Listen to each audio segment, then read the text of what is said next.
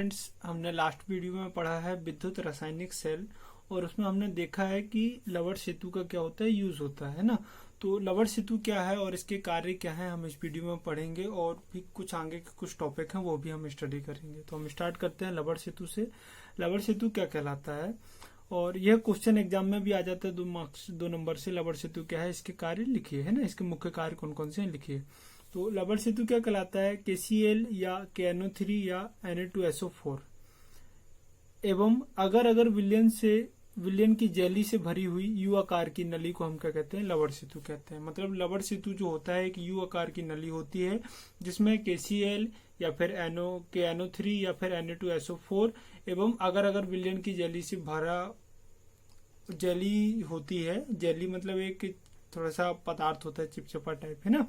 तो ये भरा होता है और ये मटेरियल किसमें भरा होता है, यू आकार की नली में, जिसे हम क्या कहते हैं, लवण सेतु कहते हैं। तो सिंपल से डेफिनेशन है जो यही लिखना है आपको एग्जाम में।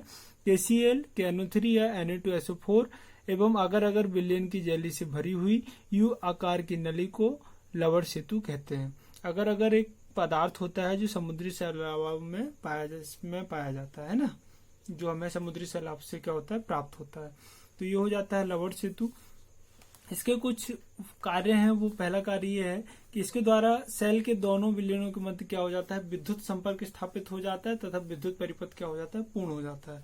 हमने इलेक्ट्रोकेमिकल सेल में देखा है, विद्युत रासायनिक सेल में परिपथ पूर्ण करने के लिए हम उसमें क्या लगा देते हैं, लवण सेतु लगा देते हैं और उसके इस प्रकार से उसका इलेक्ट्रिकल सर्किट विद्युत परिपथ क्या हो जाता है, पूर्ण हो जाता है। इसके कारण क्या होता है, दोनों विलयन आपस में नहीं मिलते। दूसरा वर्ग कार्य ये हो जाएगा इसका। तीसरा ये है, दोनों विलयनों की यह विद्युत उद्दीशीनता क्या रखता है, बनाए रखता है। मतलब उसकी इलेक्ट्रिकल न्यूट्रलिटी को यह है लवण सेतु क्या रखता है, बनाए रखता है। तो सिंपल से 3 कार्य हैं और डेफिनेशन आपको इसको याद रखना है और इसे क्या करना है, आपको प्रैक्टिस करनी है। नेक्स्ट टॉपिक है विद्युत वाहक बल।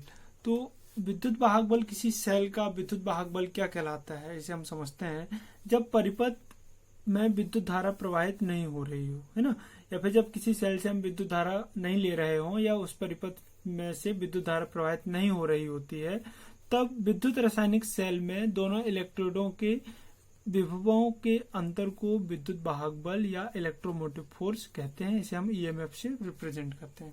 तो सिंपल, जब किसी हम विद्युत रासायनिक सेल से विद्युत धारा प्रवाहित नहीं हो रही होती है, उस स्थिति में जो विद्युत रासायनिक सेल के इलेक्ट्रोड होते हैं उनके विभवों में अंतर को ही हम कहते हैं विद्युत वाहक बल।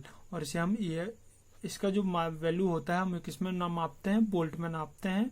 और EMF इक्वल टू हो जाएगा E, है ना, कैथोड माइनस E एनोड। और EMF को जो होता है किसी सेल का विद्युत वाहक बल होता है, उसे हम विभवमापी की सहायता से मेजर करते हैं।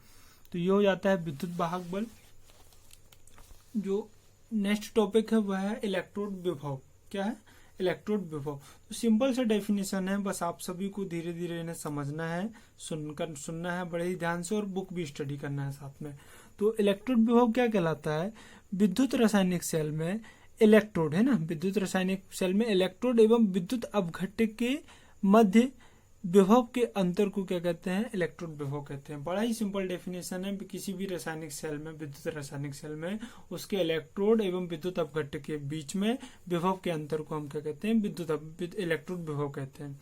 सिंपली इलेक्ट्रोड जो विभव होता है वह इलेक्ट्रॉन को त्याग करने या ग्रहण करने की क्या होती है, प्रवृत्ति होती है। किसके द्वारा, इलेक्ट्रोड द्वारा इलेक्ट्रॉन को त्यागने एवं ग्रहण करने की जो टेंडेंसी होती है, उसकी प्रवृत्ति होती है, वही क्या कहलाती है, इलेक्ट्रोड विभव कहलाती है। और इसी बेस पर जो इलेक्ट्रोड विभव होते हैं वो 2 प्रकार के होते हैं।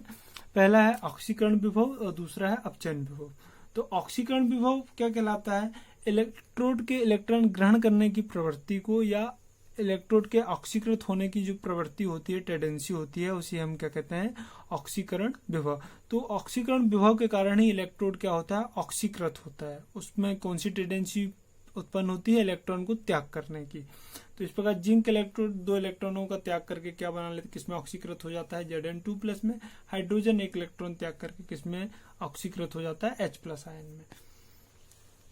सेकेंड टाइप है अपचयन विभव। तो अपचयन जो विभव है, इलेक्ट्रोड के इलेक्ट्रॉन ग्रहण करने की प्रवृत्ति या अपचेत होने की प्रवृत्ति को हम क्या कहते हैं, अपचयन विभव कहते हैं। और अपचयन विभव में इलेक्ट्रोड क्या करता है, इलेक्ट्रॉन को क्या करता है, ग्रहण करता है ना, और किसमें अपचयित हो जाता है ना, इलेक्ट्रॉन को ग्रहण करता है। कोई मेटल जो होता है, इलेक्ट्रोड होता है, वो मेटल का बना होता है, और मेटल क्या इलेक्ट्रॉन ग्रहण करके किसमें, प्योर मेटल में अपचयित हो जाता है। तो ये हो जाता है आपका अपचयन विभव, जिसके हमने एग्जाम्पल देखे हुए हैं, और इसे आपको प्रॉपरली नोट करना है। नेक्स्ट टॉपिक है मानक इलेक्ट्रोड विभव। मानक इलेक्ट्रोड विभव, तो किसी सेल के इलेक्ट्रोड विभव को ही हम मानक इलेक्ट्रोड विभव कहते हैं। कब, जब टेम्परेचर कैसा हो, 298 केल्विन हो या 25 डिग्री सेल्सियस हो, जो प्रेशर होता है, दाब, वो कितना होना चाहिए, 1 वायुमंडलीय होना चाहिए, और इलेक्ट्रोड जो विद्युत अपघट की सांद्रता कितनी हो, 1 मोलर हो। तो ये कंडीशन है, और इन्हीं कंडीशन पर, इन्हीं 3 कंडीशन पर, ताप 25 डिग्री सेल्सियस, दाब 1 वायुमंडलीय दाब, एवं विद्युत अपघट की सांद्रता कितनी हो, 1 मोलर हो, तो इस कंडीशन में जो इलेक्ट्रोड विभव होता है उसे ही हम क्या कहते हैं, मानक इलेक्ट्रोड विभव, और इसे हम ई नॉट से रिप्रेजेंट करते हैं।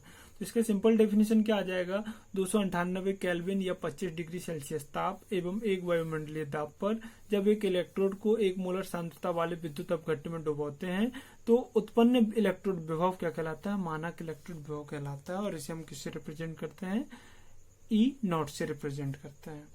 और किसी भी मानक इलेक्ट्रोड विभव का मापन हम उसकी कंपैरिजन, उसकी तुलना के एक रेफरेंस से मानक इलेक्ट्रोड विभव से करते हैं, और उस रेफरेंस मानक इलेक्ट्रोड को हम कहते हैं मानक हाइड्रोजन इलेक्ट्रोड। मतलब हम मानक किसी सेल का इलेक्ट्रोड का मानक इलेक्ट्रोड विभव निकालना है, तो उसका कंपैरिजन, उसकी तुलना हम किससे करते हैं, एक रेफरेंस मानक इलेक्ट्रोड से करते हैं, और रेफरेंस मानक इलेक्ट्रोड को हम क्या लेते हैं, मानक हाइड्रोजन इलेक्ट्रोड लेते हैं। मतलब जो रेफरेंस इलेक्ट्रोड होता है वो हम क्या लेते हैं, मानक हाइड्रोजन इलेक्ट्रोड, और इससे ही कंपेयर करके हम किसी सेल का मानक इलेक्ट्रोड विभव कैलकुलेट कर लेते हैं। तो हमारा नेक्स्ट जो मोस्ट इंपोर्टेंट टॉपिक है वो है मानक इलेक्ट्रोड, मानक हाइड्रोजन इलेक्ट्रोड। तो मानक हाइड्रोजन इलेक्ट्रोड, इसे हम SHE भी कहते हैं, क्योंकि इसका इंग्लिश नाम जो है वह है स्टैंडर्ड हाइड्रोजन इलेक्ट्रोड है, और इसी बेस पर हम इसे SHE भी कहते हैं। जो आपका डायग्राम है, इसमें मानक हाइड्रोजन इलेक्ट्रोड प्रदर्शित है। हम देख रहे हैं इसमें एक वेसल होता है, एक पात्र होता है, जिसमें क्या 1 मोलर सांद्रता का HCl विलयन भरा हुआ होता है, और इसमें एक प्लेटिनम का इलेक्ट्रोड होता है। ये जो जाली है ये क्या होती है, एक प्लेटिनम का इलेक्ट्रोड होता है, जिसमें प्लेटिनम ब्लैक का लेप चढ़ा हुआ होता है, और यह एक क्या होता है, कांच के ट्यूब में क्या होती है, लगी हुई होता है, लगा हुआ होता है। और इस कांच के ट्यूब के चारों ओर क्या होता है, नली के चारों ओर एक कांच का जैकेट होता है, जिसके हम टॉप साइड से शुद्ध हाइड्रोजन गैस को 1 वायुमंडलीय दाब पर क्या करते हैं, इसमें प्रवाहित करते हैं। अब जैसे ही हम ये हाइड्रोजन गैस प्रवाहित करते हैं, तो ये प्लेटिनम इलेक्ट्रोड द्वारा क्या हो जाती है, अवशोषित कर ली जाती है, और यदि शेष जो हाइड्रोजन गैस होती है वह बुलबुले के रूप में इन छिद्रों से क्या हो जाती है, निकल जाती है। तो इस प्रकार कुछ देर में होता क्या है कि हाइड्रोजन गैस और जो H+ आयन है यहाँ पर है ना, H+ आयन जो होते हैं उनमें क्या हो जाती है, साम्यावस्था स्थापित हो जाती है, और कुछ सेल्स रिएक्शंस होते हैं। तो ये हो जाता है जनरल थ्योरी ऑफ मानक हाइड्रोजन इलेक्ट्रोड। इसका आपको जो डायग्राम है इसको प्रैक्टिस करना है 2 से 3 बार फ्री हैंड बना के पेंसिल से, ताकि आप एग्जाम में आपको टाइम न लगे और आप थ्योरी भी बहुत अच्छे से समझ सकें। और जब भी आप इस डायग्राम को प्रैक्टिस करेंगे तो इसकी प्रैक्टिस साथ ही में करते जाएंगे। इस प्रकार से इसमें एक जो पात्र होता है ना, जिसमें क्या होता है 1 मोलर सांद्रता का HCl विलयन भरा होता है। इसमें एक प्लेटिनम का इलेक्ट्रोड होता है, कांच की नली में प्लेटिनम का इलेक्ट्रोड होता है, जिसमें प्लेटिनम ब्लैक का लेप चढ़ा हुआ रहता है, और इसके चारों ओर कांच का जैकेट होता है।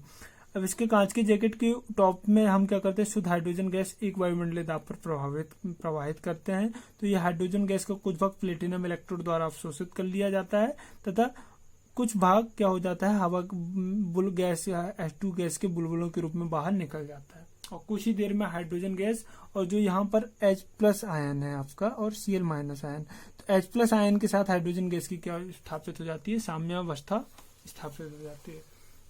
ये जनरल थ्योरी है जो आपको एग्जाम में लिखना है।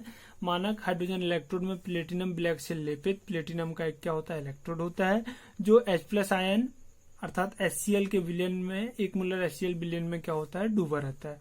और इस पर हम टॉप से क्या करते हैं, शुद्ध हाइड्रोजन गैस को 1 वायुमंडलीय दाब पर कांच की नली में प्रवाहित करते हैं, और यह हाइड्रोजन गैस की कुछ मात्रा क्या होती है, इलेक्ट्रोड विभव द्वारा अवशोषित कर ली जाती है। है ना, और बाकी हाइड्रोजन गैस बुलबुले के रूप में बाहर निकल जाती है। कुछ ही देर में हाइड्रोजन गैस और जो Hc विलयन था इसके H+ आयन के साथ क्या हो जाती है, इसकी साम्यावस्था स्थापित हो जाता है। अब यदि जो हाइड्रोजन मानक हाइड्रोजन इलेक्ट्रोड है SHE है, या यदि ये एनोड की तरह कार्य कर रहे हैं तो यहाँ पर क्या होगा, ऑक्सीकरण होगा।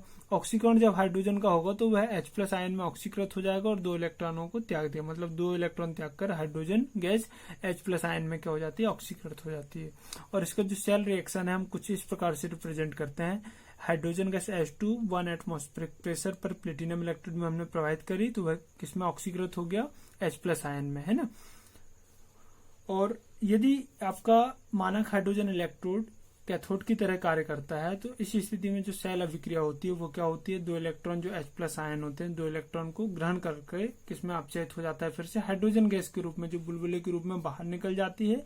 और इसका जो सेल रिएक्शन है वो कुछ इस प्रकार से देते हैं, 2H+ 1 मोलर कॉन्सेंट्रेशन सांद्रता पर, और इसमें ये क्या किसमें अपचयित हो जाता है, H2 गैस में, है ना, और जो प्लेटिनम पास से बुलबुलों के रूप में निकल जाती है। तो ये हो जाता है मानक हाइड्रोजन इलेक्ट्रोड, जिसे आपको बहुत अच्छे से तैयार करना है और समझना है। और यदि आपको कुछ समझ में नहीं आया हो तो आप कमेंट करें या फिर डायरेक्टली आप मुझे डिस्कस कर सकते हैं। Thank you.